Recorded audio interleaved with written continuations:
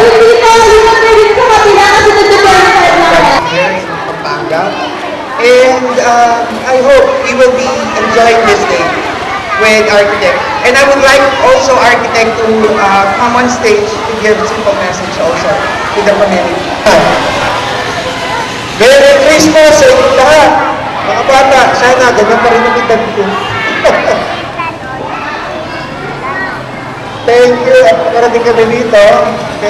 Salamat din kay Sister Gloria, Sister Gemma. Yun lang, kasama ko ang aking pamilya. Ang laki na ng asenso ng inyong lugar. Dati, una ko nakita isang maliit lang na school, and then ngayon ay isang magandang school na. Sana tuloy-tuloy pa. And then, every Christmas, masaya ang mga bata, lahat kayo. Kaya, maligayang Pasko sa inyong lahat. Salamat.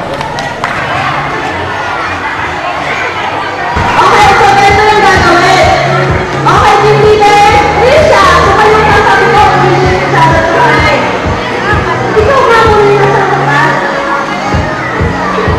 Dali na. Okay, so ganito lang gagawin ninyo. Please, tignan nyo. Okay, pag sinabi ko 1, 2, 3, go. Makapagsimulan tayo.